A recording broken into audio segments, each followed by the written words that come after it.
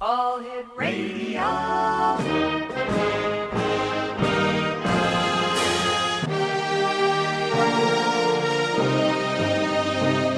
Welcome to the X Zone, a place where fact is fiction and fiction is reality. Now, here's your host, Rob McConnell.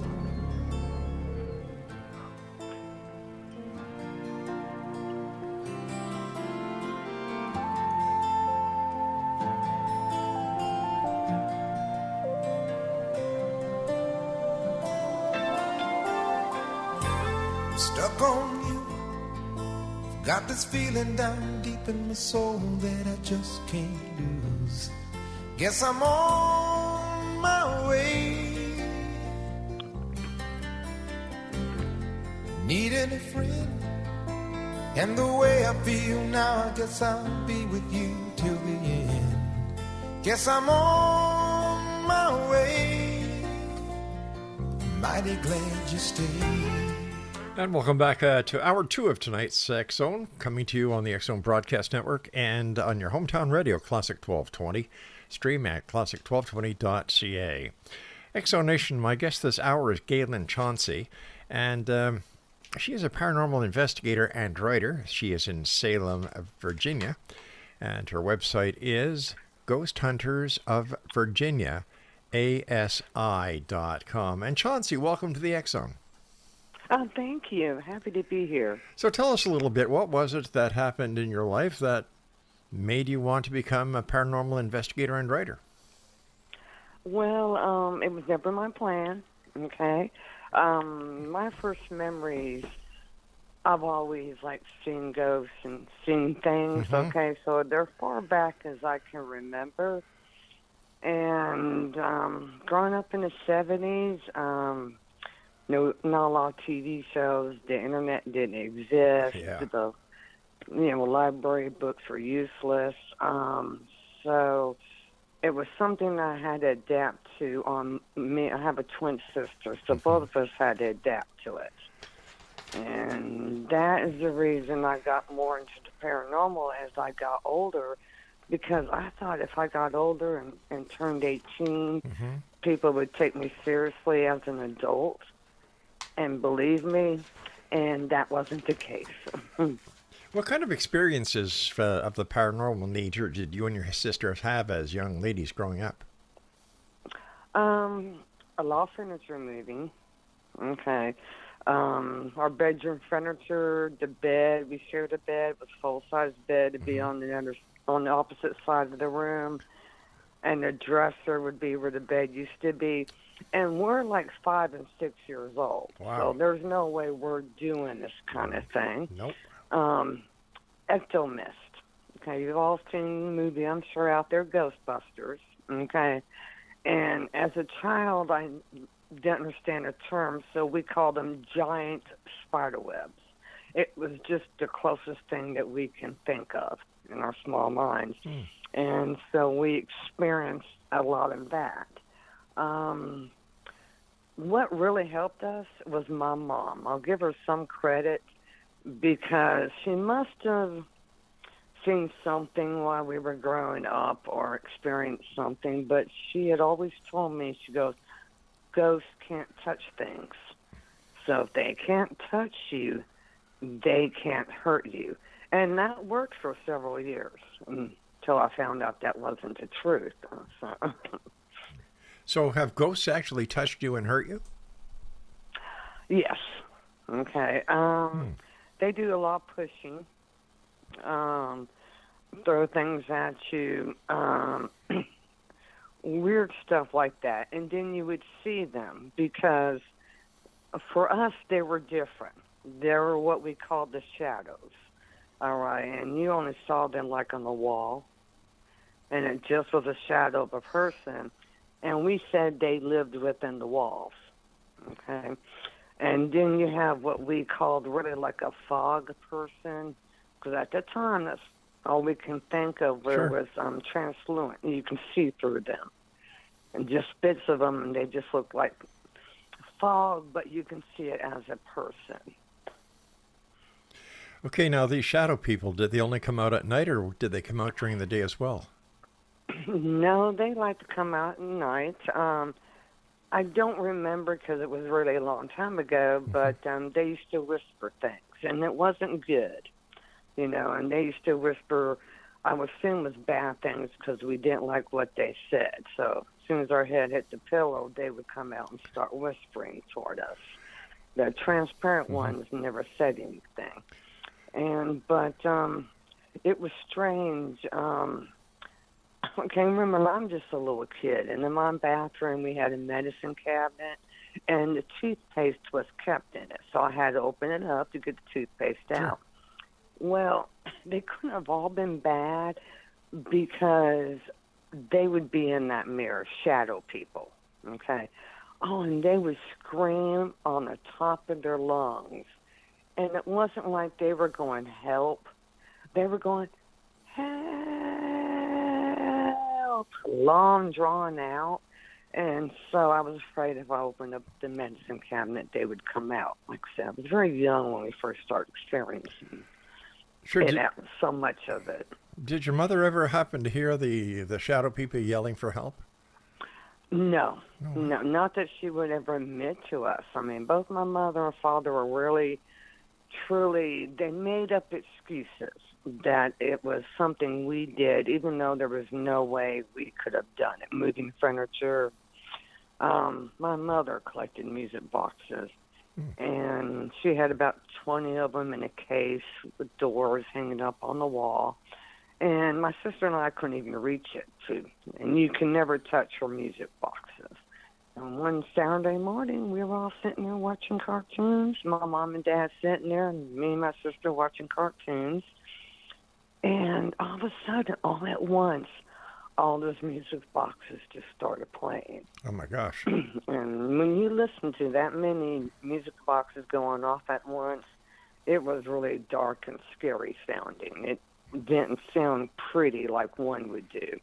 And so my dad starts yelling at us, saying that we shouldn't have messed with her music boxes, and we're just dumbfounded going, well, don't they wind up? How could they all go out at the same time? In the middle of him yelling at us, they all stopped at once. So what did your dad do with that? Don't play with the music boxes. That was the end of it. Now, did your mom have any interest in the paranormal? Not that I was aware of. I think a lot of it that, she was on our defense a couple of times, and for her to talk to me about saying that ghosts can't hurt me, years later, my mom died, a long time ago.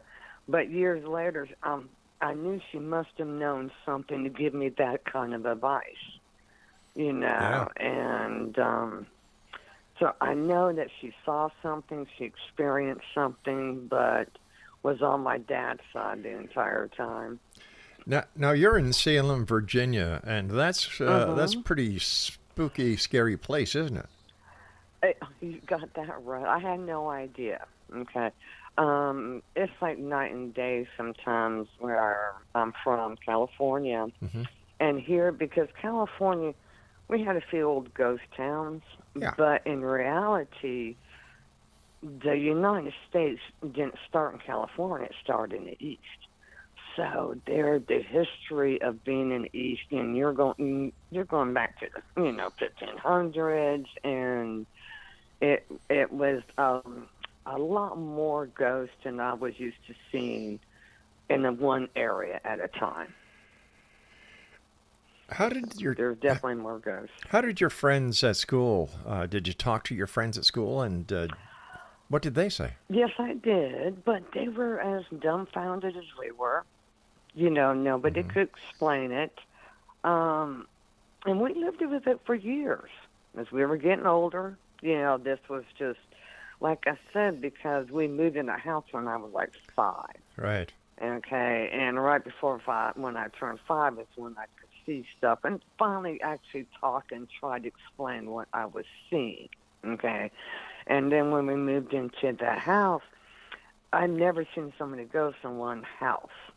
And I didn't know why there were so many there. I've just seen ghosts in homes, but not like this. And my sister and I were not afraid because we weren't. I wasn't afraid about any boogeyman in the closet or anything like that. But that one experience, it changed everything, and it was just it changed my world. It made me really look at 12 years old what I was dealing with, because I realized I was on my own. Why do you think you and your sister were targeted by these unseen entities if nobody else in the house had any inkling that they were there? Exactly. Well, I do know that many years later, that experience freaked my grandmother out so much that she ended up researching the house, okay? And the house was built in the 1920s. And she said at the time, the man who built the house, things were very expensive, people were poor. A mausoleum had burnt down, okay? So what he did was there was pieces of the wood of that mausoleum left over. So they sold them. What was left over, he hauled it and used all those materials building that house. So, and to this day, these people that live there are having the exact same experiences that I had. So once you moved away from that home, all the paranormal activity stopped in your life? No, it wasn't like we just moved out. My sister and I, like I said, we were used to go, so we weren't. You just get used to them, so you're not afraid anymore. And so one night we slept in the same bed, and we were 12 years old, and she woke me up. She said something grabbed her and was pulling her underneath the bed, and it's pitch dark. Right. And I laughed. I said, "No, you didn't. You fell out of bed." So I get my arms around her, underneath her arms, and went to pull her up. Okay, listen, Gaylen. Well, when I went to pull... Gaylen, we're going to have a bit of a cliffhanger here because I have to go to a commercial break, so please stand by. Boy. Exonation. I won't go anywhere. Okay, please. Exonation, Gaylen Chauncey is our special guest, and she is in Salem, Virginia. Her website is Ghost Hunters of Virginia, ASI. So that's Ghost Hunters of Virginia, ASI. This is the X-Zone. I'm Rob McConnell, and we'll be back with Gaylen on the other side as we continue talking about ghosts, things that go bump, and the boogeyman. Whatever you do, don't go away, and we'll be right back.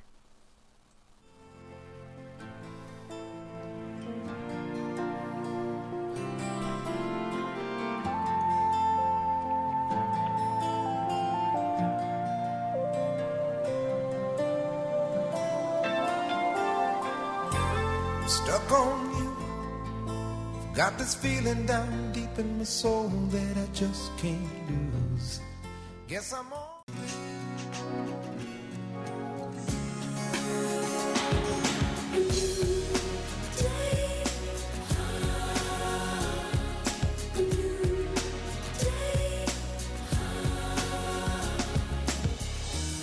I was waiting for so long for a miracle to come. Everyone told me to be strong. And don't shed a tear. Through the darkness and good times, I knew I'd make it through. Welcome back, everyone. Gaylen Chauncey is our special guest, as she is in Salem, Virginia. And Chauncey, before we went to the break, we were talking about the night that you and your sister were in bed, and your sister is out of the bed, saying that somebody pulled her off the bed, and you had gone and put your arms around your sister in bed. It was dark. What happened? So I go to pull her back onto the bed, and both arms got around her chest and everything. I jerked, just try to pull her up a little bit. She didn't move not 1 inch. So the next thought that went through my mind was, well, it's like she's stuck on something. Okay. Well, that was the last thing was thinking of, because next thing I know, she was jerked so hard that she was pulled off the bed, and because I had a hold of her, one of her arms, it pulled me off the bed too.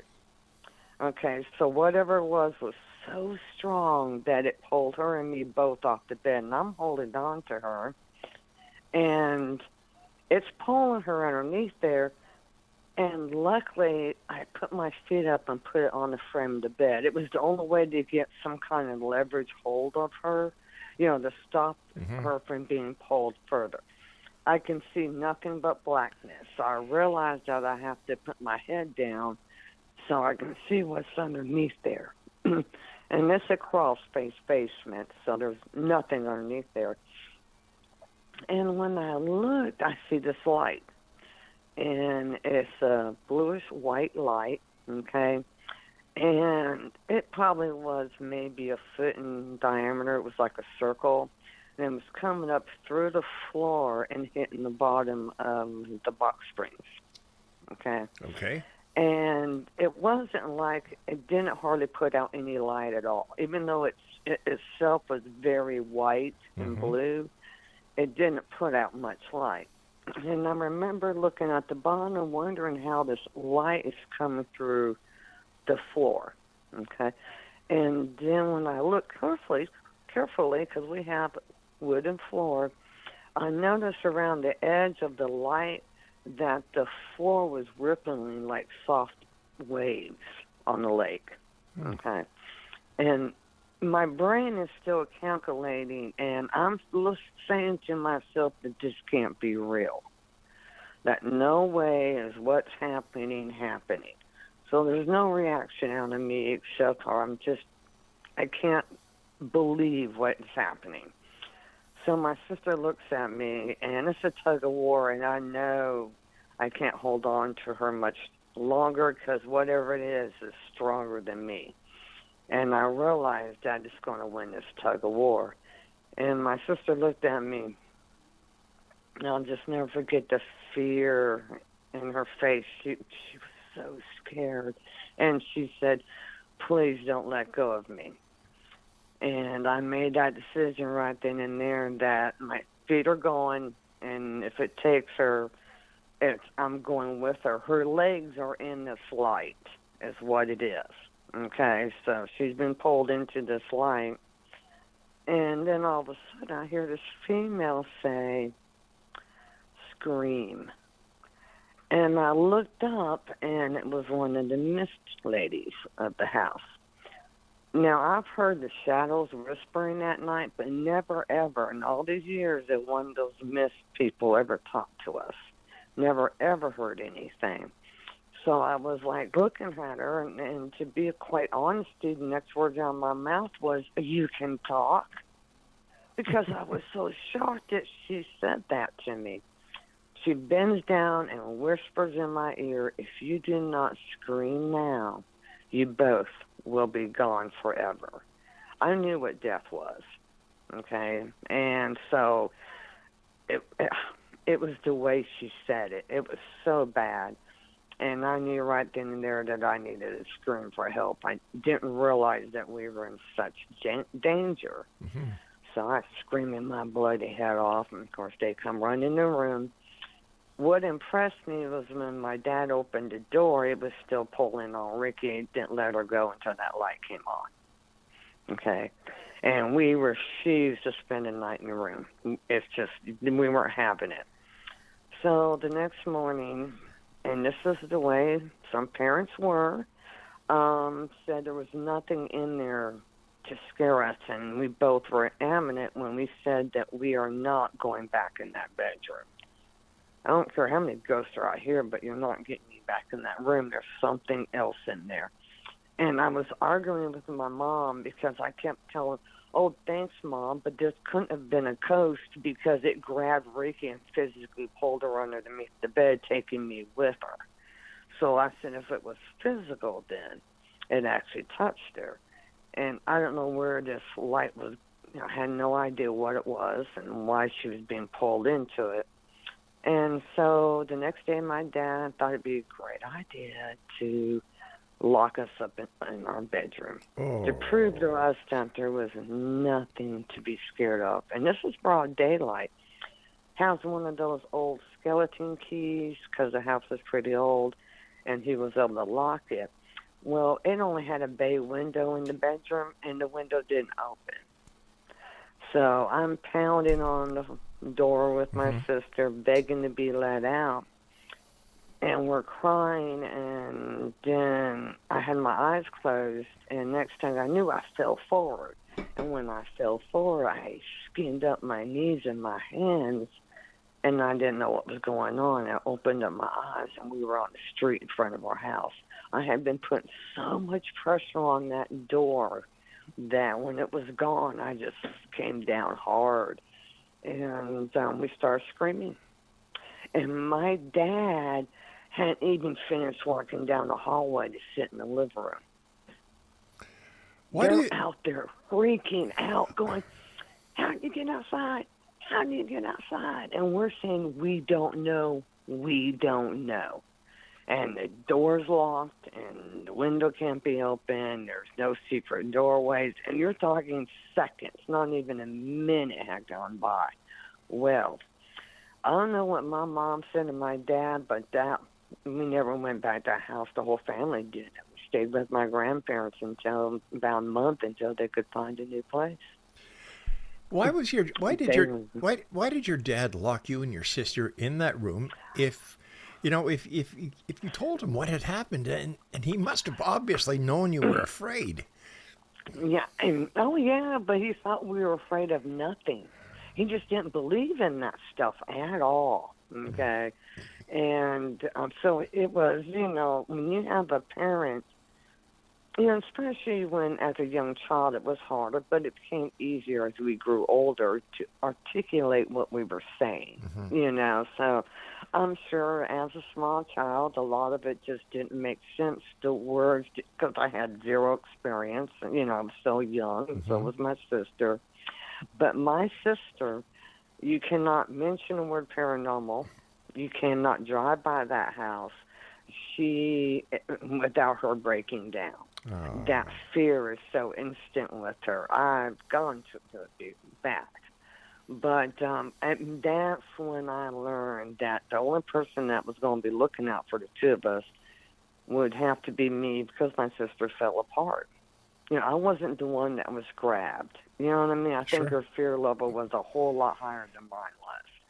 And, but they sure did move out. So I don't know what my mom said about when they finally went 2 and 2 equal 4 and realized that something was going on. But I don't know what this thing was. Now, when you moved away from that house, did the paranormal activity follow you, or did it end? It's everywhere, okay?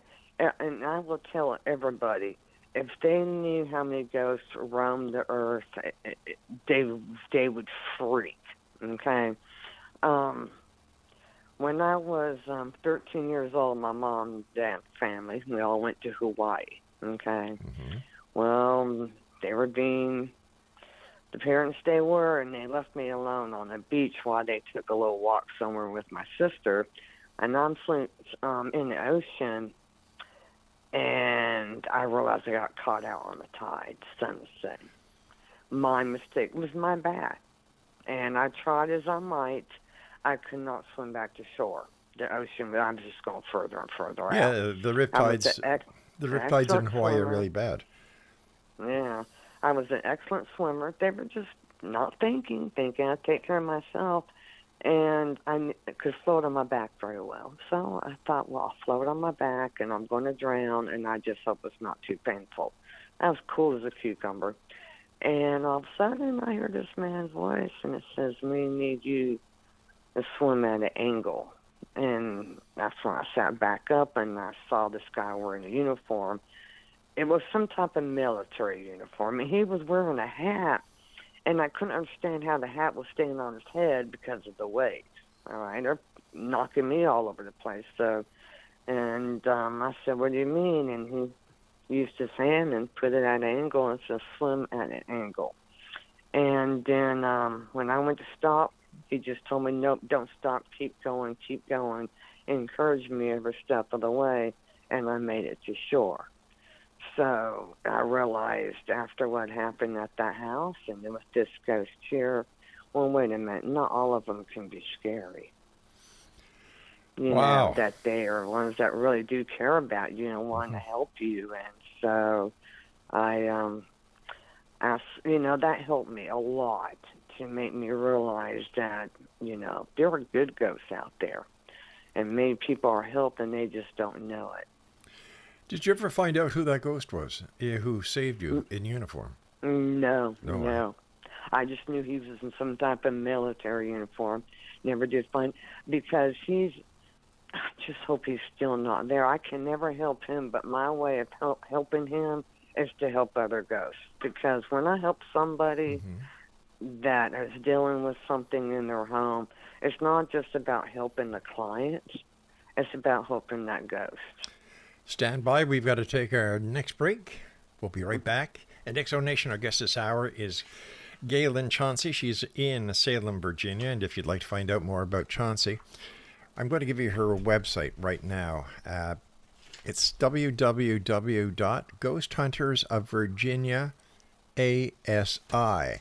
And we'll be back on the other side as the X Zone continues from our broadcast center and studios in St. Catharines, Ontario, Canada, on your hometown radio, Classic 1220, streaming 1220.ca. I'm Rob McConnell. Don't go away.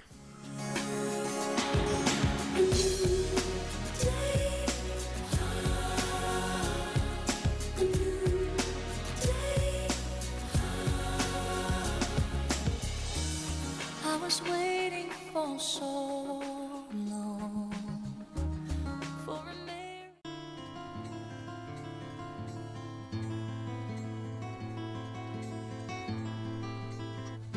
It's not my way to love you just when no one's looking. It's not my way to take your hand if I'm not sure. It's not my way to let you see what's going on inside of me. When it's love you won't be needing, you're not free. Please stop pulling at my sleeve if you're just playing. If you won't take the things you make me wanna give. I never cared too much for games, and this one's driving me insane.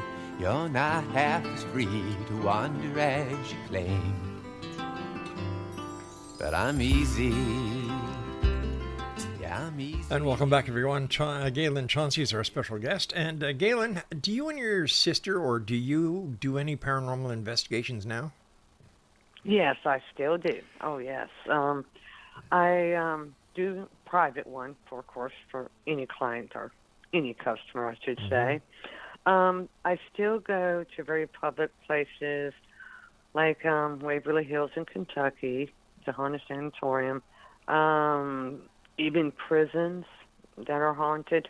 The reason why I do this, it keeps my skills up. Okay. And I'm always doing that. Now, what skills are you talking about, keeping your skills up? Well, what this is seeing. I need to be able to see. I'm very cautious about trying to let something get too near me, okay? What I do, if I can't see them, I feel for them. Now, this is not sensing something. This is actually feeling for it. And for it to work, I actually have to be in the same room with them. I can't be in a room downstairs and feel it upstairs. They've got to be at least 6 feet close to me. And I use my hands. And to me, when you go to the ocean, you put your hand in the water, you can feel the water waves. You can't see them, but you can feel it. That's what it feels like to me. Is this air is very, very cold, and it feels like my hands being hit by little ripples of air. You said that you went to Waverly. What did you find there? A lot of ghosts. Okay, I went there because I went there with an actually old tape deck. Okay, because back in the ghost hunting days, that's what we had before digital came out. Mm-hmm. And so a friend of mine wanted me to go up there and check it out with a digital recorder. So I went up there.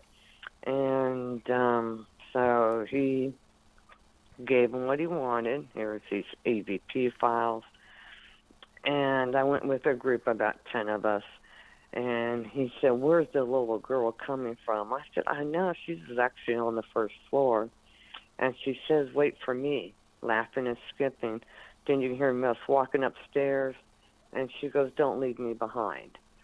There are no children there, and they're not allowed on private investigations. And so that really freaked him out to hear the children. But he kept saying that there were all these voices saying, "Come on." And I said, "Yes, I heard so many of them, I was getting tired of it." You know, because when I was listening to it, I could hear it. So he came to one day and he says, "I need you to realize something, that I used a voice analyzer to check for different voice patterns." And he said, "I could identify yours and 6 others, and they're all saying, 'Come on.'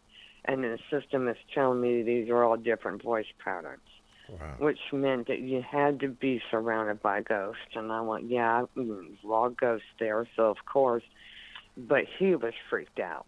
And I just was very calm about it because, you know, it does take a lot to take me down, but to be all honesty, they can. I might stand up against a girl in one fight on my own, maybe 2 girls, but the more they are, the harder it is for me to defend myself. So sometimes I have to be careful. But my ability is, if I read that there's anything wrong, anything, and my whole team knows that, if I say run, you either better be in front of me running or right behind me running, because I'm not going to wait for you. You know, I'm not willing to put myself in that kind of danger, and I know what that feels like. So any doubts whatsoever, I am out of there.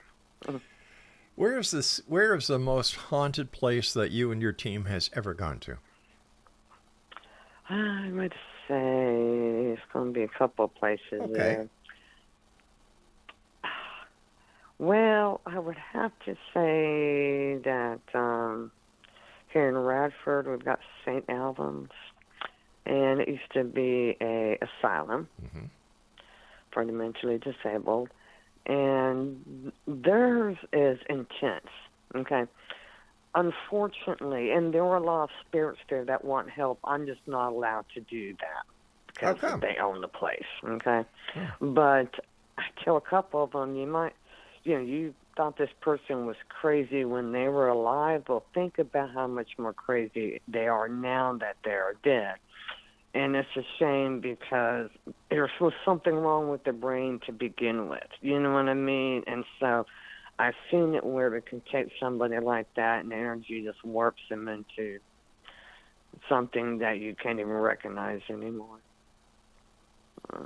I would say that's top one, and then Waverly Hills would be right there with it.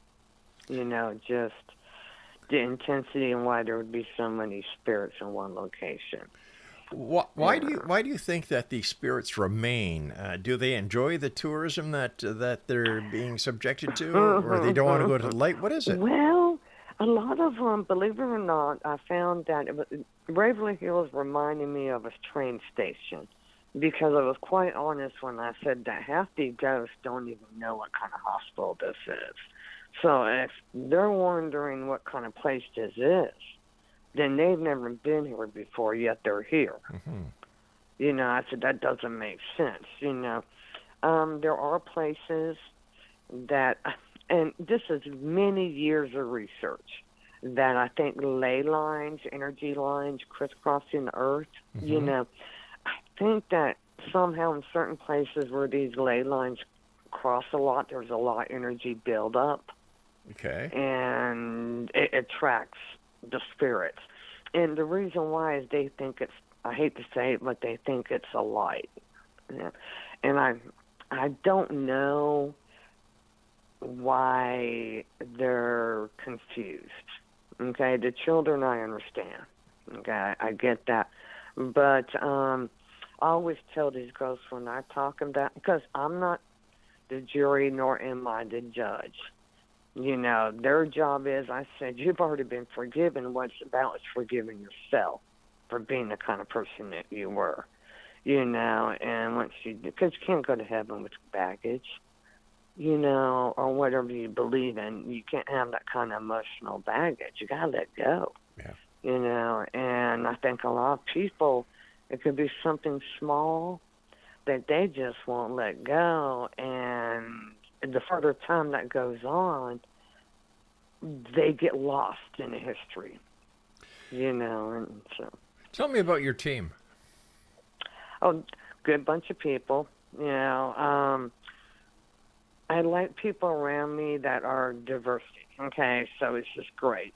You know, got somebody who's more of an occultist, but it's her expertise in that area that I'm looking forward to. You know, she says that she goes, I'm glad you like me because I am a little weird, and it's like, well, that's why I like you. You know, it's because you are weird and you're a good person. Mm-hmm. And I try to teach them. It's all about teaching, constant teaching. Because, you know, maybe one day they may do it on their own, start their own club, but it's knowledge that can be passed down, which is why we go to a lot of abandoned homes. I find them, mark them, say, okay, team, we're going to check out an abandoned home, because that is so much more fun than any tour anywhere. You don't know what's around the corner. You don't know what's going to happen.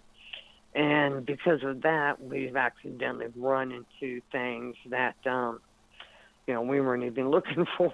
You know, it was the opposite. But it's great training. And that's what I like about them all. As long as, you know, they respect me, and it's all about us trying to be at the same level. And I'm like, I'm not trying to tell you what to do, but this is the best way to do this, you know, and then even holding cameras. Now, when you find these homes, do you get permission to go into them?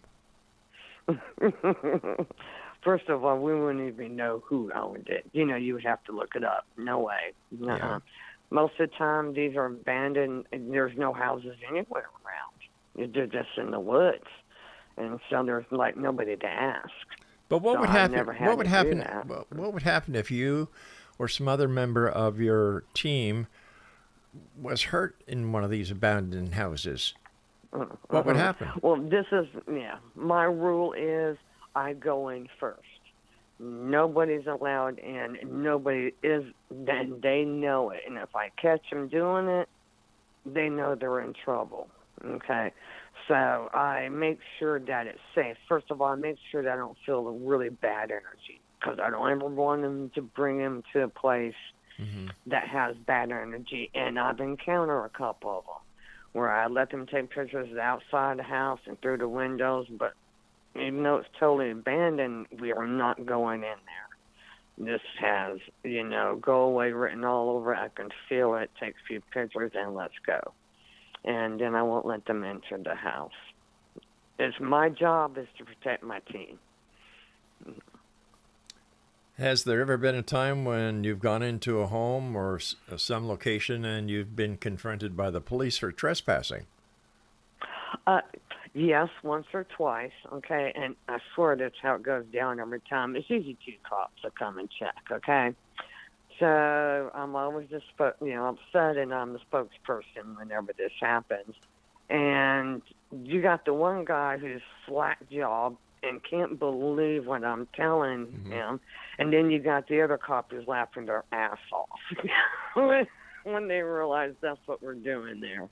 You know, so they were like, well, okay, you really shouldn't be here. And I said, we'll leave, and no problem. But that's only happened maybe twice.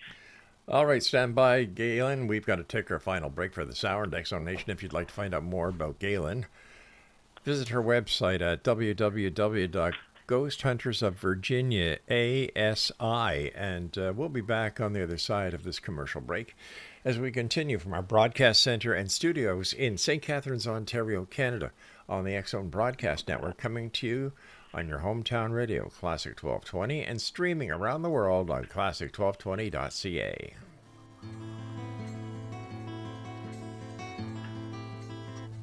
It's not my way to love you just when no one's looking. It's not my way to take your hand if I'm not sure. It's not my way to let you see what's going on inside of me. When it's love you won't be needing, you're not free. Please stop pulling at my sleeve if you're just playing.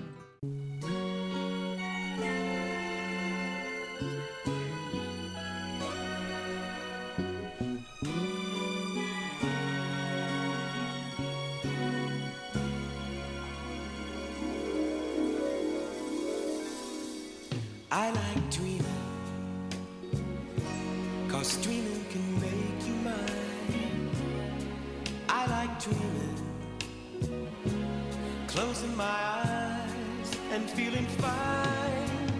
When the lights go down, I'm holding you so tight.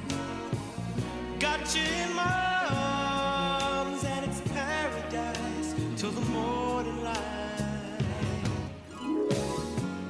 I see us on the shore beneath the bright sunshine. GAYLEN Chauncey is our guest this hour. And GAYLEN, thanks very much for joining us. And Oh, my pleasure. what kind of equipment do you and your team use when you go out to do these investigations?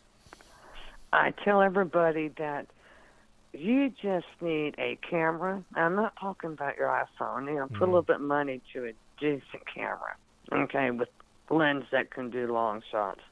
And if you have a video camera, that's great, and a voice recorder. That's all you need. And I remind everybody that you got two hands, okay? So you got to do with what you're holding with. So that's why you need a team. I need somebody holding the camera. I need somebody holding the voice recorder, you know, and somebody holding the camera as you walk around and peek around and make sure everything is okay before you let them go on any further. So you don't need all this fancy equipment that you see on TV. It's great to have these toys, but it's not needed. If they want to talk to you because you're not catching their voices by accident, they will only talk to you if they want to. Okay? It's the same with pictures and video. You might, luckily, one out of a million might be a accident. Okay? But most of the time, if you just, and what's wonderful about the digital age, listen, I had to do 35 millimeters, and you know how expensive it was to get a roll of film developed and get the whole set, and you pay for it, and it cost me $30, and there'd be not one picture I could use. Yeah.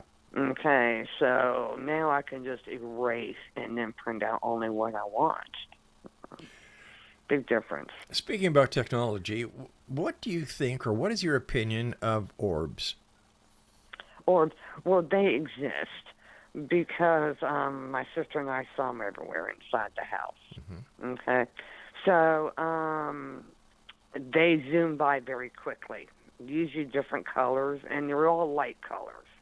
But I was in Las Vegas a few years back, and I was visiting family, and I was staying at the Luxor Hotel, so I was waiting for my car to come around so I can leave.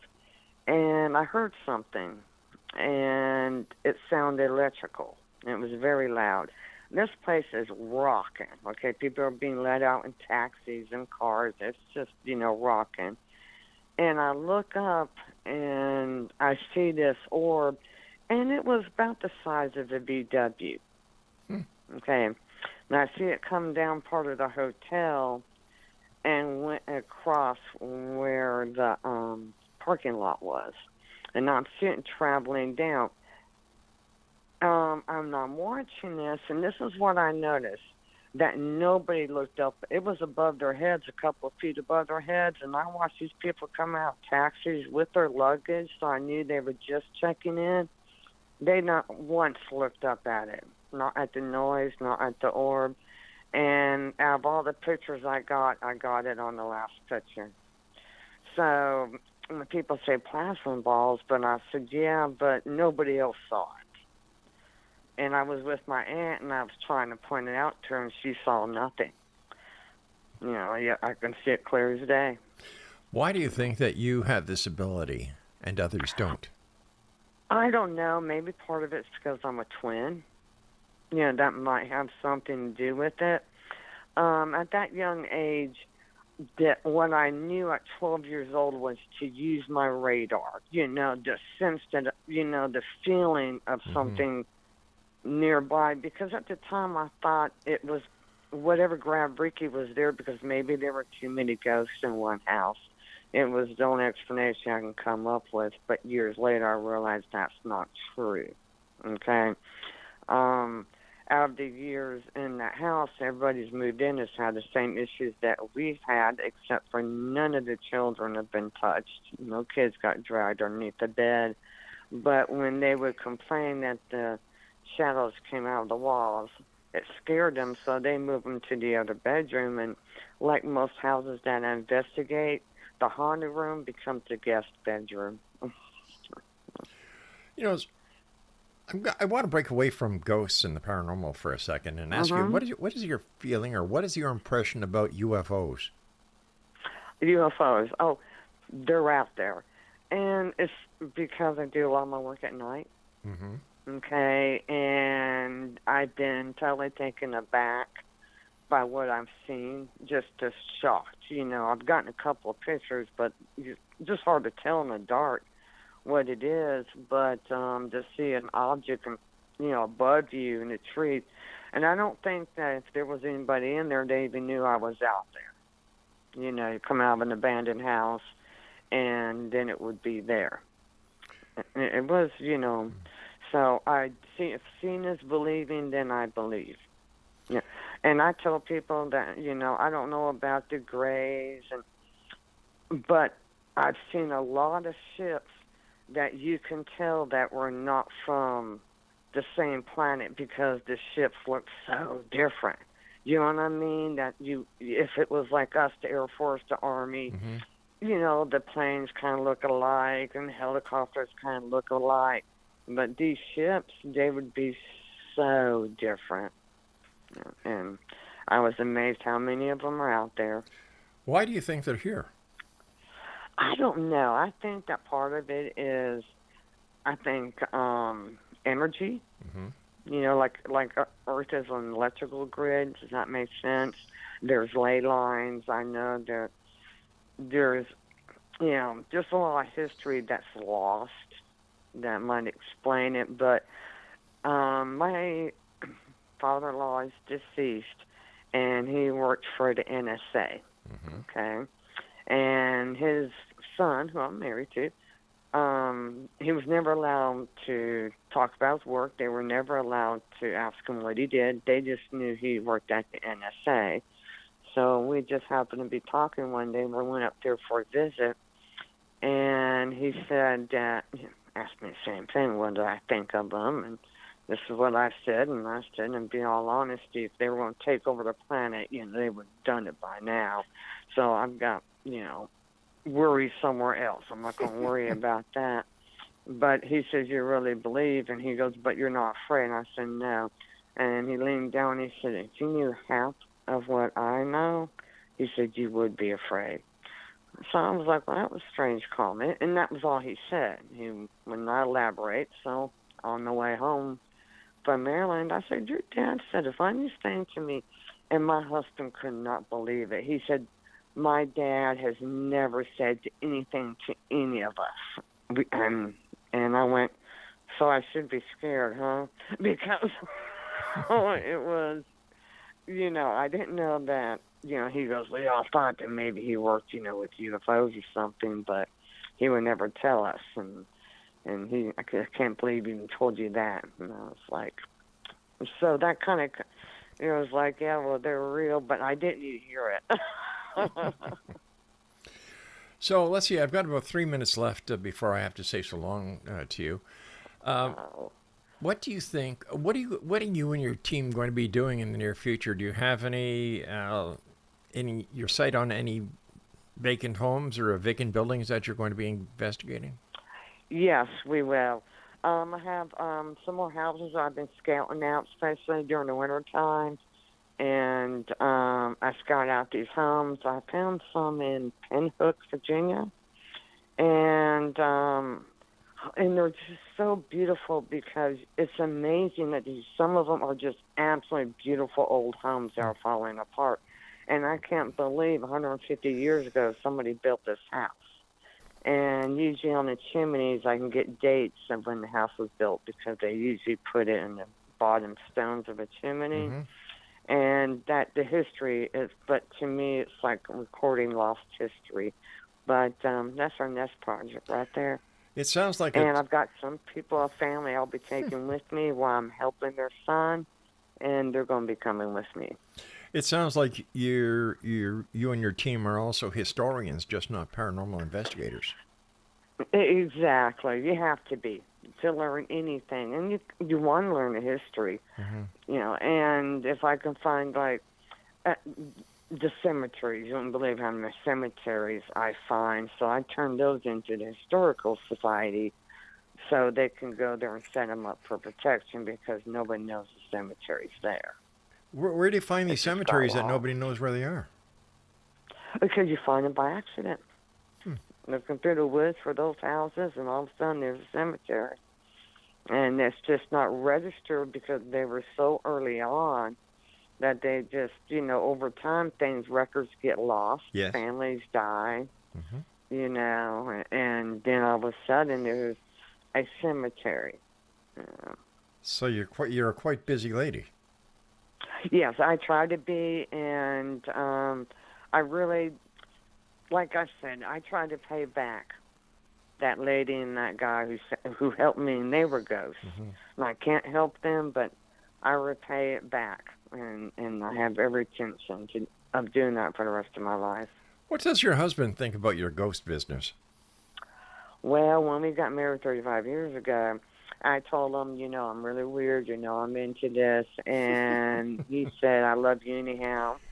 Oh. And when he goes with me to certain places, and I'll put the recording, I'll hit play so we can listen to a few minutes of it, and the ghost say my name. And he just looks at me, and his eyes just go wide because it was just the two of us. And he says, they're talking to you, they know who you are. I said, I get that a lot. Well, Gaylen, we've got to say so long for now. I want to thank you very much for joining us. Continued success. Anytime, Rob. Okay, thank you very much. And please give my very best to your team as well. I will for sure, and please reach out in the future for sure. All right, you take care of yourself now. All right, thank you. Thank you, y'all. All right, bye-bye, Gaylen. Once Bye. again, Exo Nation, if you'd like to find out more about Gaylen, her website is, let me see, Ghost Hunters of Virginia, ASI.com. That's it for tonight. I'll be back tomorrow night at 10 o'clock as once again we cross the time-space continuum to this place that I call the X Zone.